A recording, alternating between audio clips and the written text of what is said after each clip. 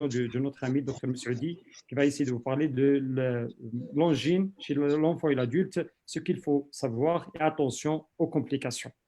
Donc, je vous rappelle qu'au fur et à mesure que les conférenciers vont essayer de présenter leur présentation, je vous demande de rédiger sur l'icône en bas à droite, là où c'est mes QR. Vous pouvez exprimer et demander vos questions au fur et à mesure, et comme ça, on pourra les répertorier et les poser en fin de cette séance, là où il y aura la séance questions-réponses. Donc, c'est mes amis. Docteur Belid, vous voulez dire un mot par rapport à la situation? Non, impeccable. Tout est bien. Parfait. Très bien. Donc, je crois que c'est pour gagner du temps, on va passer au vif du sujet. On va commencer avec la première présentation. Donc, grand syndrome pathologique en pathologie respiratoire, surtout les grands syndromes radiologiques. D'accord.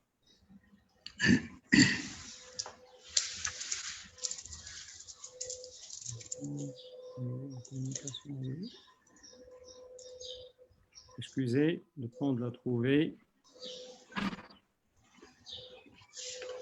Tu peux désactiver ta caméra. Voilà.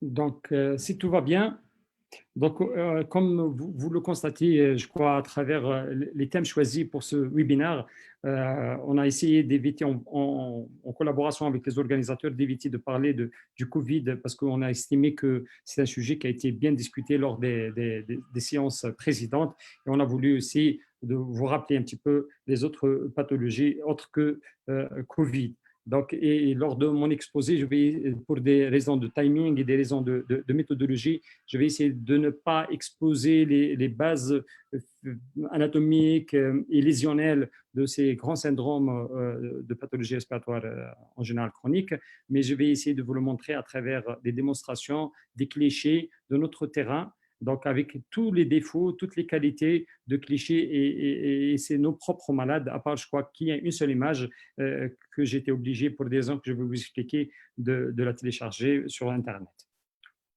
Donc, il est très utile de vous rappeler toujours cette notion très importante avant d'interpréter ce cliché, que vous le voyez ici bien, il est plus ou moins normal, et de vous rappeler que d'abord, de dire qu'il y a un cliché normal, c'est la mission la plus difficile, parce qu'on peut le dire, il faut savoir éliminer toute une panoplie de pathologies, parfois même difficile à objectiver sur la radio. Donc, dire radiothorax est normal, c'est une mission qui n'est pas si facile que ça. Aussi cette importance totale avant d'interpréter une radiothorax, d'aller chercher cette notion de contenu. Parfois, on voit des anomalies, on pense que c'est des anomalies, on peut aller même avancer, explorer, alors qu'il s'agit tout simplement d'une anomalie technique de la radiographie du thorax et non pas une anomalie pathologique, raison pour laquelle cette notion de contenu contenant, elle est très, très importante. Première pathologie est très, très importante, et je crois que l'une des plus anciennes de la pathologie respiratoire, ce que vous voyez sur cette radio, donc cette image au niveau de la moitié supérieure de l'hémothorax, cette hyperclarté, elle est à parois plus ou moins épaisse, déchiquetée, floue, donc superposée, donc au sein duquel on ne trouve pas de bas-fond. Donc une lésion pareille, chez un Algérien, dans un pays d'endémicité moyenne de tuberculose, au sommet, jeune, sans pathologie respiratoire chronique, le premier diagnostic, évidemment, il s'agit d'une tuberculose. Et le diagnostic est tout est simple. Il suffit de demander la recherche de BK dans les crachats et on peut établir le diagnostic. Ça, c'est les images typiques de caverne tuberculeuse au sommet, si j'ai un sujet, surtout jeune. Deuxième image, c'est ces lésions. La lésion élémentaire sur sa radio, c'est bien des opacités réticulo-micronodulaires qui occupent les deux moitiés supérieures, sans exacerbation, sans signe stadaire, sans signe de nécrose, sans signe de systématisation, avec les deux bases épargnées de ces lésions. Donc, encore une fois, c'est des lésions élémentaires, en plus de la caverne, par la topographie, par le type de lésion élémentaire en faveur de la tuberculose. Il faut juste rappeler que parfois, la recherche de BK dans ce genre de lésion, elle peut être difficile à objectiver, à montrer un intérêt quand on a tout le contexte de la tuberculose, même avec une première recherche de BK négatif dans les crachats, il ne faut pas hésiter de demander deuxième, voire même troisième, et même demander une culture à la recherche de BK. Troisième aspect plus ou moins rare, mais qui est plus ou moins typique de la pathologie tuberculeuse avec atteinte respiratoire, c'est ces micronodules diffus répartis d'une manière homogène et d'une manière symétrique à l'ensemble des deux plages pulmonaires. Donc, c'est ce qu'on appelle une miliaire. Et la miliaire, elle peut être d'origine tuberculeuse, surtout dans notre pays, et quand elle est associée à d'autres signes d'orientation vers ce diagnostic. Mais il faut rappeler aussi que la miliaire n'est pas pathognomonique de la tuberculose, malgré que ça reste, dans notre contexte, le premier diagnostic auquel on pensait devant une miliaire, surtout une miliaire disséminisante chaude. Et on a même le droit de traiter ces miliaires tuberculeuses sans preuve, étant donné que ces lésions micronodulaires sont souvent possibacillaires et la recherche de BK est souvent négative. Diagnostic différentiel avec les miliaires, cet aspect de cette fois macronodulaire, donc diffus mais réparti d'une manière inhomogène, et la taille de lésion n'est pas homogène, elle est parfois tantôt millimétrique, parfois centrimétrique, et parfois même confluente par endroits ici. Donc, c'est une miliaire atypique, et le premier diagnostic à évoquer avant la miliaire tuberculeuse, qui reste toujours un diagnostic possible, mais surtout la lymphangite carcinomateuse et les lésions secondaires à localisation thoracique.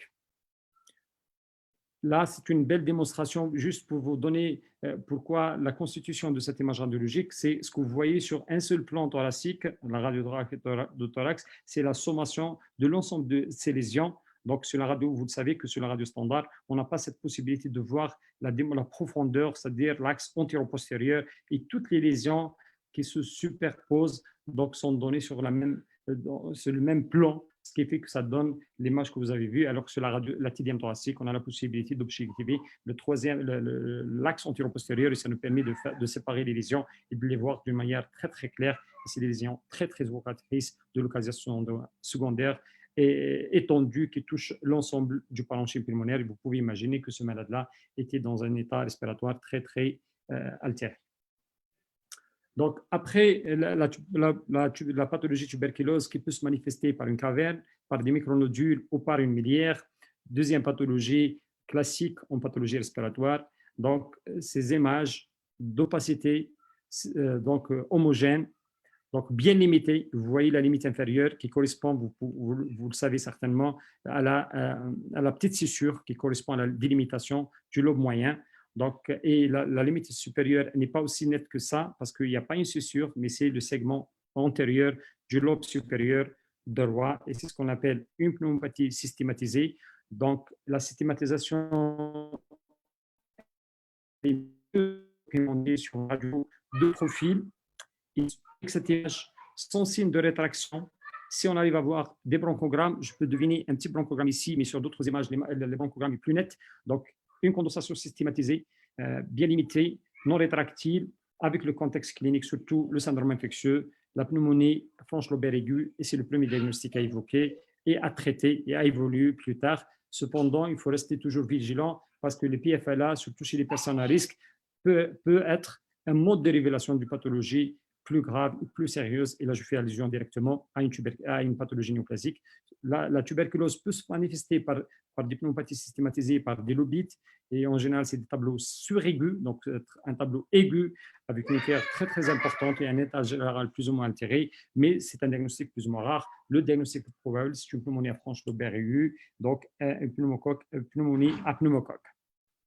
Encore une deuxième démonstration de cette condensation qui touche cette fois-ci deux segments, le segment antérieur et le segment donc, apical, donc du lobe supérieur gauche, plutôt droit. Ce qui est intéressant sur cette radio, c'est ce matériel métallique qui est là, donc vous connaissez certainement, c'est le pacemaker que les cardiologues sont obligés de mettre en place juste pour traiter les BAV, les brocs auriculo-ventriculaires. Et cette image métallique m'oblige, d'autant plus que moi, docteur Alain, je fais beaucoup de pathologies de sommeil. Et en pathologie de sommeil, le traitement classique, c'est bien les CPAP, les ventilations à base de CPAP ou les orthèses d'avancée mandibulaire, mais aussi il y a de nouveaux traitements qui commencent à prendre de l'ampleur, c'est ces microstimulus. Donc, étant donné que la pathologie d'apnée de sommeil, c'est une insuffisance au niveau de la contraction du muscle donc dilatateur du pharynx, on peut mettre des systèmes donc, qui ressemblent parfaitement au pacemaker utilisé pour le BAV. Et là, au lieu de diriger les terminaisons de la machine vers le cœur, là, on dirige vers les muscles vers le larynx et vers les muscles dilatateurs du pharynx. Et donc, ça, c'est cette image que j'étais obligé de piquer sur Internet parce qu'en Algérie, à ma connaissance, je ne connais aucun patient qui souffre d'apnée sommeil qui a été traité par ces artifices. Donc, mais dans le futur, il est possible de voir de plus en plus des malades qui portent ça. Et ce n'est pas des pacemakers, c'est des traitements destinés, dédiés pour traiter l'apnée de sommeil d'origine obstructive. Pathologie pleurale. Donc, la première pathologie qui pose un problème urgence thérapeutique, c'est, vous le voyez très bien net ici, cette hyperclarté donc, avasculaire. Il n'y a aucune structure vasculaire au sein de cette hyperclarté. Elle est très homogène, donc qui occupe pratiquement la totalité de l'éméchant gauche, avec une distension importante de cette partie du thorax et qui délimite au niveau hilaire cette opacité, d'accord, qui correspond en fait compte au poumon qui est bien collabé, qui a retourné à son état fœtal. Donc, cette hyperclarté avasculaire, et pour dire hyperclarté, clarté, surtout quand il s'agit d'une pathologie localisée, comme c'est le cas de ce malade-là, où l'hyperclarté elle est unilatérale mais bilatérale, les choses sont plus ou moins faciles, étant donné qu'on peut comparer la clarté du côté pathologique par rapport à la clarté de l'autre côté, on voit bien qu'il y a une hyperclarté. Le grand problème de faire le diagnostic d'une hyperclarté, quand cette hyperclarté elle est diffuse, elle est homogène, elle est bilatérale. Donc, cette hyperclarté avasculaire, sans structure vasculaire qui délimite un moignon, donc elle correspond bel et bien à un pneumothorax complet total. Et on peut, sur la radio standard, en plus des signes cliniques, on peut aller chercher les signes de mauvaise tolérance de ce pneumothorax quand on voit cette distension et un effet de masse, un effet de refoulement sur le poumon contralatéral. Pathologie toujours pleurale, donc opacité qui occupe les 2/3 de l'éméchant droit, donc dense, homogène, de tonalité hydrique. Quand nous, en pneumologie, on utilise ce mot de tonalité hydrique, on fait allusion à une comparaison par rapport à cette opacité et l'opacité de la silhouette cardiaque. Donc, si ça ressemble et de la même manière, donc on dit que c'est une opacité de tonalité hydrique. Il a juste pour pouvoir faire la part des choses entre du liquide ou une atteinte pleurale par rapport à une condensation pulmonaire où l'atteinte est alvéolaire et l'opacité n'a pas la même tonalité et elle n'est pas aussi homogène et aussi nette que le cas de la pleurésie. Et la niche supérieure, elle est bien nette, convexe vers le haut et en dedans, ce qu'on appelle pour certains sur un examen clinique, pour d'autres sur la radiographie de thorax, la ligne damoiseau. Et quand on voit une pleurésie, donc le diagnostic évidemment, avec un comblement de cul-de-sac et effacement de l'hémicopole diaphragmatique, et vous diagnostiquez une pleurésie de moyenne à grande abondance. Et la première des choses aussi, comme c'était le cas pour le pneumothorax, d'aller chercher les signes de cette pleurésie, surtout un effet de masse sur le poumon contralatéral. Donc j'espère que ça se passe bien pour le sang. Donc, sur cette radio-thorax, on objective cette opacité, donc grossièrement arrondie, plus ou moins une homogène, donc à limite plus ou moins nette, occupant de pratiquement 6-7 cm de l'émission thoracique, et elle se prolonge dans la partie susclaviculaire. Donc, quand vous voyez quelque chose en pathologie respiratoire dans les sommets et qui se prolonge en susclaviculaire, vous pouvez dire, sans faire profil, que l'image elle est de topographie postérieure. Parce que vous savez, dans la région susclaviculaire antérieure, il n'y a pas de parenchyme pulmonaire. Par contre, dans les régions postérieures, il y a le parenchyme pulmonaire. Confirmé par la TDM, donc une masse tumorale très suspecte de malignité. Et là, vous pouvez faire la comparaison entre les limites de la radiothorax et vous voyez la clarté de la TDM qui nous montre ce caractère déchiqueté, mal limité de ce qu'on appelle dans notre jargon en patte de crabe qui évoque pratiquement à coup sûr un diagnostic d'un cancer pulmonaire. Deuxième pathologie, toujours dans la pathologie tumorale, une autre image qui est différente par rapport à la première, cette opacité qui occupe la moitié supérieure de l'éméchant gauche. Et vous voyez là les signes de rétraction. Donc cette masse-là elle exerce une pression sur une bronche, qu'elle soit lobaire ou segmentaire, et cette obstruction-là, elle donne ces signes de rétraction, un petit champ du côté gauche et un grand champ, c'est ce qu'on appelle une distension compensatrice du poumon contralatéral. Confirmé toujours par le scanner qui montre cet aspect polylobé très classique dans la pathologie néoplasique pulmonaire. Là, cette radio-là, elle nous montre une opacité donc médiastinale, donc à limite externe nette, et surtout, là je rappelle encore cette notion de la netteté de l'image au-dessus de la clavicule, c'est le cas pour ce dossier-là, et l'image, elle se prolonge en région susclaviculaire, et cette partie, elle est visible, donc on est certain que la pathologie, elle est plus ou moins, au moins moyenne, ou bien elle est dans la région postérieure.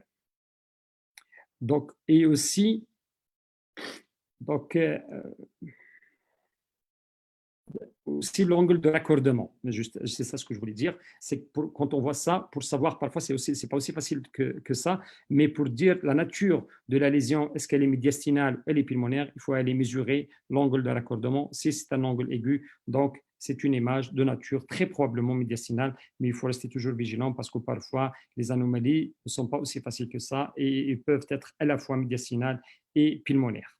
Confirmé par le scanner, et vous voyez la topographie qui prend de la partie moyenne vers la région postérieure, qui comprime carrément dans sa partie inférieure la trachée. Cette radio-là, elle nous montre en plus de l'atelectasie, donc c'est le lobe supérieur qui est comprimé, donc vous voyez la limite externe, la partie externe de la petite suture qui a changé de position de topographie. D'habitude, elle est horizontale et elle est médiothoracique. Là, elle a grimpé vers la partie supérieure, et aussi, dans sa partie externe, elle est bien limitée, et dans sa partie interne, elle est convexe en bas. Alors, classiquement, quand il s'agit d'une atelectasie, toute la partie, elle est convexe vers le haut, donc témoignant du signe du S ou S italique, et on est certain que cette atelectasie du lobe supérieur, elle est provoquée par une pathologie tumorale ici. Donc, c'est cette tumeur qui comprime le lobe supérieur droit et qui donne cet aspect de S italique. Une autre image d'atelectasie, donc le lobe moyen, et là je vous rappelle juste qu'on n'a pas besoin d'ajouter, c'est du pléonasme alors, d'ajouter le mot lobe moyen droit, ni sur les comptes rendus de la radio standard, ni sur les comptes rendus de la TDM, parce qu'il n'y a qu'un seul lobe moyen, c'est le lobe moyen droit, donc on n'a pas besoin d'ajouter le qualificatif droit, il n'y a qu'un seul lobe moyen. Quand on dit lobe moyen, on comprend que c'est à droite. Donc, et vous voyez, la petite scissure sur la première radio, elle s'est déplacée vers la partie supérieure. Là, elle a été abaissée vers le bas, étant donné qu'il y a un obstacle au niveau de la branche lobaire qui obstrue la lobaire moyenne et qui donne cette atelectasie, c'est ce qu'on appelle le syndrome du lobe moyen. Dans notre contexte, surtout chez les personnes âgées, les femmes, n'oubliez pas, parce que souvent on est alerté par une pathologie tumorale chez une personne âgée, mais souvent dans notre pratique, on trouve le dépôt parce que sur le plan anatomique, il y a une continuité au niveau du lobe moyen. Donc, les femmes qui utilisent la condition traditionnelle, il y a un dépôt important au fil des années de dépôt de charbon ici qui obstrue la lobaire moyenne et qui donne souvent des atelectasies lobaire moyenne. Attention aussi, ces lésions peuvent dégénérer. Donc, l'intérêt d'une surveillance radiologique et endoscopique parfois est tout à fait justifié. Donc, c'est le cas de l'atelectasie lobaire moyenne confirmée par le scanner. Sur cette radio, en objectif, en plus de l'atelectasie, ce que je vous ai dit, cette distension du poumon contralatéral compensatrice de l'atelectasie du côté contralatéral. Une autre atelectasie, mais au lieu que ce soit une pathologie tumorale, c'est ce qu'on appelle les fibrothorax. C'est des malades qui ont fait des grandes tuberculoses en général. Ça peut être en rapport avec des infections, mais souvent dans notre contexte, c'est des grandes tuberculoses traitées tard ou maltraitées ou pas traitées du tout. On a vu des malades qui viennent pour la première fois, ils consultent et on fait le diagnostic de séquelles très compatible avec la tuberculose. Quand on essaye de retracer l'histoire, on ne trouve pas cette notion de tuberculose diagnostiquée et traitée. Donc, c'est possible de trouver ça si les malades maltraités ou traités tard ou carrément non traités, un aspect de fibrothorax, une destruction massive et totale du parenchyme pulmonaire du contralatéral et une distension compensatrice du poumon droit. Là, c'est une atelectasie aiguë parce que c'est un malade qui est intubé et comme vous le voyez, il y a plein de fils parce qu'il est hospitalisé en réanimation suite à un traumatisme donc de la voie publique. et il nous a été confié pour atelectasie aiguë chez quelqu'un qui est intubé. Vous pouvez imaginer que le diagnostic, il s'agit d'un bouchon muqueux, c'est quelqu'un qui est intubé pendant longtemps. Et juste après l'endoscopie, vous voyez ici la sonde d'intubation, on a introduit le fibroscope, on a lavé les bouchons qui étaient là et une radiothorax a été faite juste après l'examen endoscopique et vous pouvez faire la comparaison, lever de l'obstacle. Et c'est ce qu'on appelle les atelectasies aiguës. Les causes les plus fréquentes, en général, surtout chez l'enfant, c'est les cours étrangers ou les bouchons, comme c'était le cas ici, ou les traumatismes. Cette image basale gauche, qui est constituée par une hyperclarté, donc juxtaposée l'une à l'autre, donc avec parfois un bas-fond qui est comblé, parfois un bas-fond qui est libre, réalisant ce qu'on appelle l'image en grappe de raisin. C'est des images vraiment, vraiment classiques et typiques d'une dilatation de bronche kystique. Donc, d'abord, il faut confirmer le diagnostic par une TDM thoracique, d'abord pour vérifier la nature de ces lésions, mais aussi d'aller chercher dans les autres régions d'autres lésions. Et aussi, ce qui est important chez les malades, c'est d'aller chercher les étiologies, en particulier la mycoviscidose.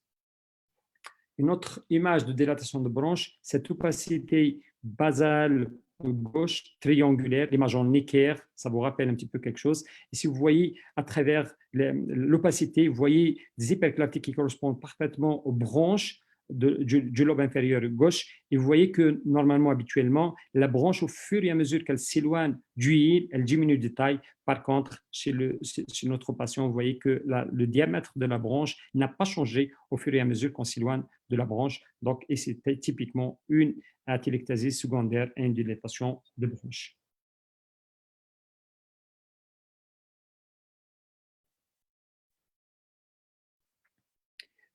Image hydroaérique, donc mixte, à la fois une opacité et à la fois une hyperclarté au niveau de la base droite, avec un effet de masse, un refoulement sur le poumon contralatéral, très évocatrice d'une hernie diaphragmatique, donc confirmée par le scanner.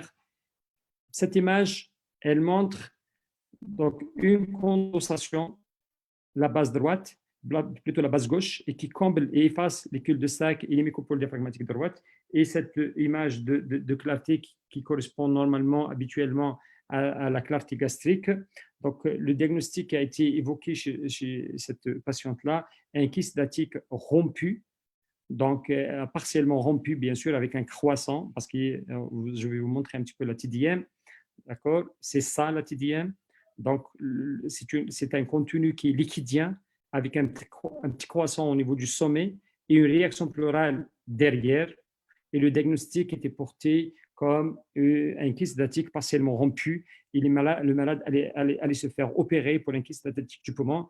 Je ne sais pas, je peux dire, heureusement pour lui ou malheureusement, il a fait une hématimèse au moment où on a fait le diagnostic, on a suspecté le diagnostic. Et avant de l'opérer chez le chirurgien, on a trouvé judicieux d'aller faire une gastrique, de réalisation de cet examen endoscopique gastrique, que l'endoscopiste s'est rendu compte qu'il ne pouvait pas aller cathétériser l'estomac, que l'estomac se trouvait au niveau du thorax. Et à ce moment-là, on a fait d'autres examens complémentaires pour corriger le diagnostic. En fait, ce que vous imaginez ici, c'est une hernie diaphragmatique, c'est l'estomac qui a migré au niveau du thorax. Et ça, c'est le croissant de l'estomac qui se trouve cette fois-ci au niveau du thorax. Et le diagnostic a été changé d'un kyste datique rompu vers une hernie diaphragmatique. Et le malade a été opéré et les suites opératoires ont été simples. Belle image de cœur en sabot, une dilatation très très importante de la silhouette cardiaque portée sur le côté droit. Très probablement, ça correspond à une valvulopathie donc du cœur droit. Un jeune qui consulte pour hémorragie sur la radiothorax, si vous êtes champion, vous pouvez objectiver cette condensation de tonalité calcique. Pratiquement, on dirait que c'est la continuité de la côte, de la partie antérieure de la côte.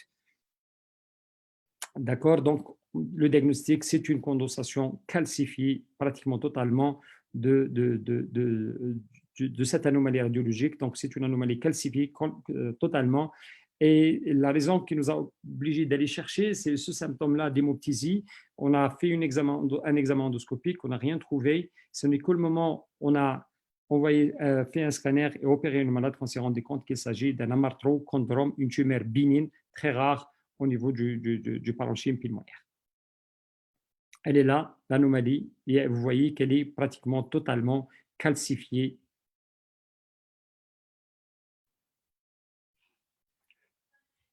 Des images historiques, très, bon, on peut ne pas les trouver, on peut pratiquer la pneumologie, ne jamais les croiser.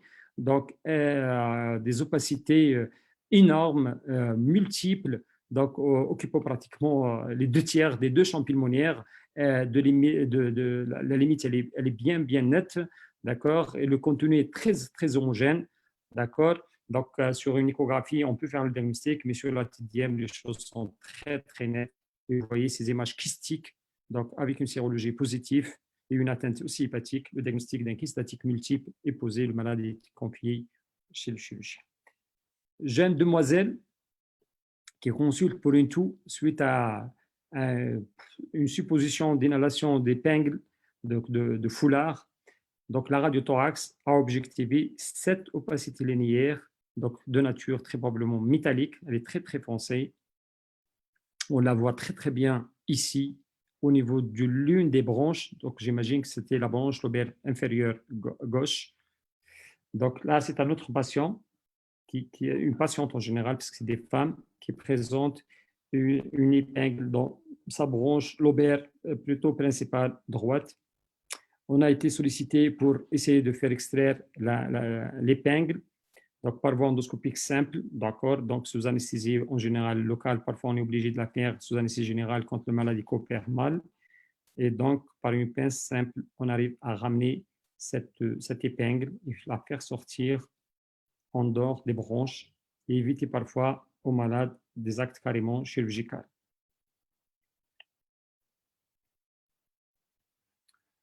Donc, les dernières plaques, c'est surtout dédié à une pathologie respiratoire plus ou moins rare, mais dans notre région, la région de l'Est de l'Algérie, elle est très, très fréquente et très classique, surtout la sarcoïdose, et ça se manifeste par ces opacités nodulaires, donc confluentes, inhomogènes, qui occupent les 2 tiers, les 2 moitiés supérieures de l'émission droit et gauche, d'accord, avec quelques signes de rétraction.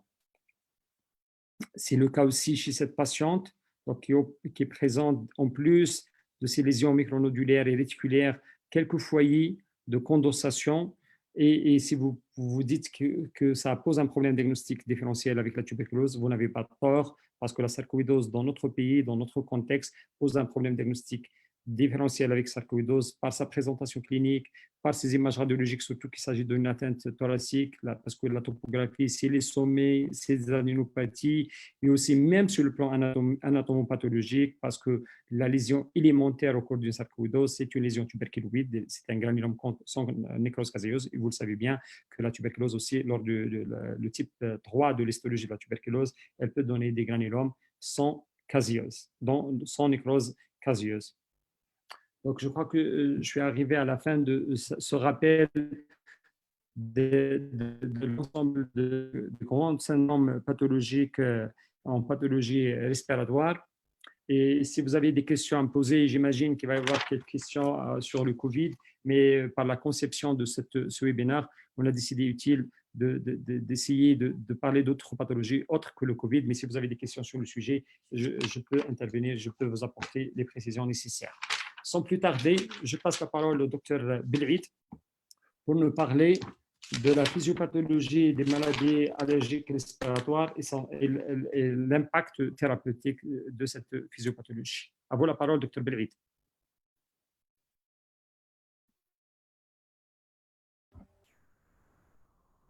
Docteur Alloun, le docteur Bled a quelques soucis de connexion.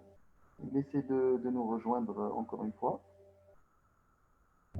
Je vous entends. Donc, je passe à notre ami ORL, docteur Moussaoudi. Oui. Très bien. Donc, j'invite notre ami docteur Moussaoudi, qui est un ORL installé à Betna, pour nous parler de l'angine chez l'enfant et chez l'adulte, ce qu'il faut donc retenir et attention aux complications. Donc, à vous la parole, docteur Moussaoudi. Voilà. Merci, docteur Alloun. Donc, sans trop tarder. Alors, est-ce que vous voyez bien mon écran? Oui, très bien pour le moment. Excellent. Alors, sans trop tarder, merci beaucoup, Dr. Alloun. Bon, c'était un exposé très simple et surtout, je vous remercie pour l'iconographie, c'est très bien. Alors, moi, j'ai été invité pour parler un petit peu des origines et complications, ce qu'il faut retenir, et surtout parler des complications. Alors, on tient à remercier Pharmalliance pour le soutien technique afin de diffuser cette communication. Un peu d'historique, donc angine vient du latin angère. Que signifie angère? C'est serrer ou bien étrangler, réalisant ainsi un symptôme fonctionnel de striction, un serrement de gorge, un serrement du pharynx. Donc, ce qu'il faut comprendre, que l'angine est une pathologie fréquente et qui pose avant tout la question de son étiologie. Cependant, ne pas négliger une angine à streptocoque. Pourquoi? Parce qu'il y a des complications qu'on va aller voir par la suite. Et surtout, ne pas passer à côté d'une angine diphtérique. Donc, l'Algérie a connu plusieurs épidémies. La dernière, c'était en 2012. Quelques précisions terminologiques parce qu'il y a beaucoup de choses à dire sur les pharyngites, sur les angines, sur l'amygdalite. Donc, la pharyngite diffuse, c'est une inflammation érythémateuse. Donc, c'est une inflammation érythémateuse superficielle et diffuse de l'ensemble de la muqueuse de l'oropharynx. Le plus souvent, elle est virale. Par contre, l'angine, donc c'est une infection du parenchyme amygdalien. Comme vous le savez, le parenchyme amygdale, elle est faite par un tissu lymphoïde, elle est recouverte par une muqueuse respiratoire. Donc, une fois l'inflammation, elle touche et elle est localisée de façon bilatérale sur le parenchyme lymphoïde, là, on parle d'angine. L'amygdalite, c'est uniquement quand il s'agit d'une atteinte unilatérale. Et dans ce cas-là, on distinguera aussi l'angine maladie, qui est souvent d'origine streptococcique, peu contagieuse, et il y a l'angine symptôme, cette fois-ci, elle précède une maladie infectieuse comme la diphtérie, ou bien elle conduit au diagnostic de certaines hémopathies, notamment malignes. Et il y a l'angine compliquée qui évoque une infection focale, notamment les cardites rhumatismales et les GNA et le rhumatisme articulaire aigu. Un petit point sur l'anatomie. Comme vous le savez que notre région ORL se dispose de ce qu'on appelle l'anneau de Waldeyer. L'anneau de Waldeyer, c'est un ensemble de tissus lymphoïdes qui se dispose un petit peu sur le nasopharynx, la région palatine et la base de la langue, réalisant un anneau de protection. Donc, finalement, il n'y a pas deux amygdales, il y a deux amygdales palatine droite et gauche, et il y a l'amygdale pharyngée, autrefois appelée végétation adénoïde, et il y a une autre amygdale, c'est l'amygdale linguale. Une autre vue sagittale qui montre que l'amygdale, elle est située entre deux piliers, ça c'est le pilier antérieur et le pilier postérieur. L'amygdale pharyngée, ou bien une fois elle est importante ou elle est hypertrophée, donc on l'appelait végétation adénoïde, et à côté il y a l'amygdale linguale qui est la plus importante. Alors, notre image illustrant les deux amygdales palatines de part et d'autre de la langue et l'amygdale linguale qui est située juste derrière le V lingual. Alors, un petit mot sur l'épidémiologie. Donc, on peut dire que l'angine est extrêmement fréquente. Bon, aux États-Unis, 40 millions de consultations par an de pharyngite pour l'adulte. Donc, les statistiques disent que 8 à 9 millions de cas par an en France. Et chez l'adulte, elle motivera un arrêt de travail dans pratiquement 20% des cas. Alors, ce qu'il faut retenir, donc on va parler des étiologies des angines et des pharyngites, du diagnostic, de l'évolution et bien entendu du traitement. Donc, pour les étiologies, donc, majoritairement, donc le streptocoque bêta hémolytique du groupe A qui est retrouvé dans 9 à 15% des germes responsables des angines streptococciques qui sont modérément contagieuses. Et il y a l'association également de certains spirés dont le bacille fusiforme de Claude Vincent responsable de l'amygdalite ou bien de l'angine de Vincent. Et on peut retrouver également d'autres spirochètes. D'autres germes peuvent être retrouvés, notamment le Staphylococcus aureus, un hémophilus influenzae, le pneumocoque qui est un streptocoque, le Klebsiella pneumoniae et le bacille de Klebsiella qui est l'agent de l'angine diphtérique. Pour les virus, donc vous les connaissez tous, il y a les myxovirus, notamment le myxovirus de type A qui est un influenza-virus, de type B, c'est l'agent de la grippe. Et il y a l'herpès virus, c'est la famille des herpès viridae, notamment le simplex type 1. Et il y a le virus Epstein-Barr responsable de ce qu'on appelle la mononucléose infectieuse, on va la voir par la suite. On peut retrouver d'autres virus tels que les adénovirus et les entérovirus. Alors, le diagnostic des angines est avant tout clinique, reposant bien entendu sur des signes fonctionnels, à savoir une douleur pharyngée, une dysphagie ou bien une odénophagie, la fièvre, une otalgie réflexe et des symptômes digestifs. Pourquoi l'otalgie réflexe? Tout simplement parce qu'il y a un petit nerf qui passe, qui prend naissance au niveau du nerf facial et qui passe au niveau de l'oreille et qui s'implante directement au niveau du nerf lingual. Donc, les gens qui ont une angine ou bien un phlegmo pyramidalien ont tendance toujours à avoir une otalgie réflexe ou bien une douleur qui irradie vers l'oreille. C'est typiquement une atteinte unilatérale amygdalienne. Pour l'examen clinique, c'est très simple. Donc, à la baisse longue, on va retrouver une rougeur diffuse de tout l'oropharynx.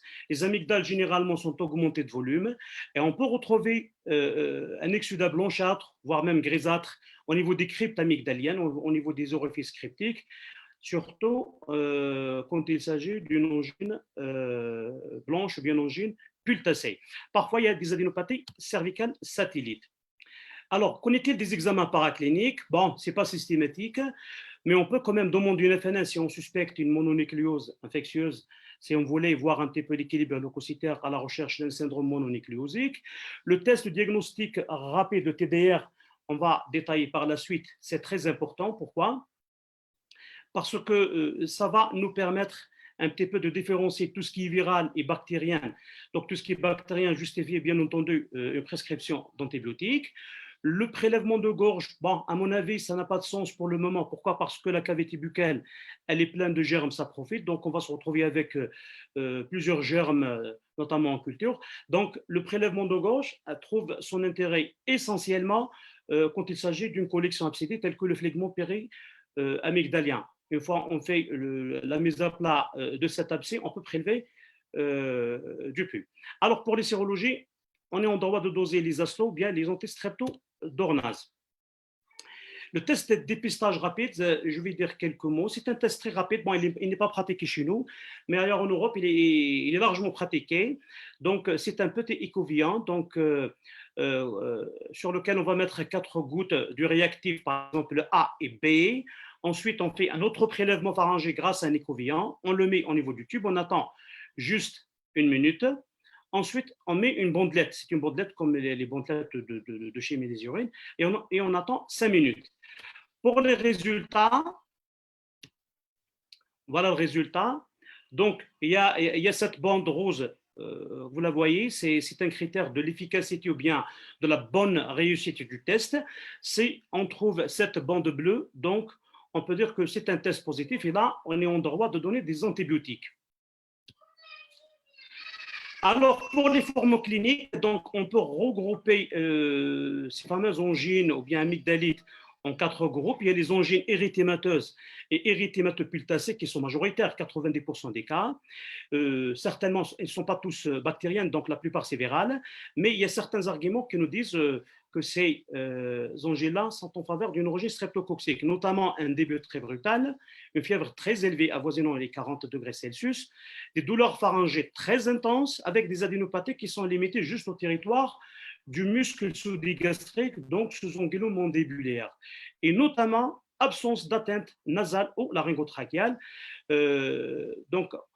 en présence d'un écoulement nasal ou bien d'une dysphonie ou d'une atteinte laryngotrachéale, là, on est en droit de penser à une contamination virale.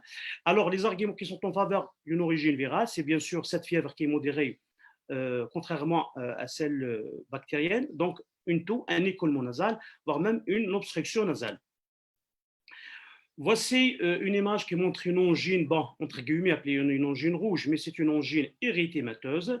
On voit très bien, la luette, elle est bien œdématiée, un œdème inflammatoire et érythémateux des 2 piliers antérieurs et postérieurs, et surtout les amygdales qui sont augmentées de volume, et les crêpes sont là, mais il n'y a pas un enduit blanchâtre.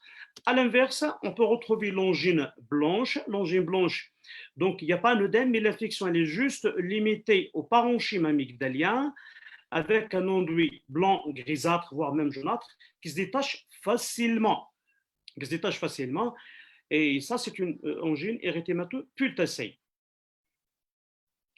Donc, les angines pseudomembraneuses, c'est le deuxième tableau. Donc, la maladie donc, qu'on craint, c'est bien entendu la diphtérie. Excusez-moi.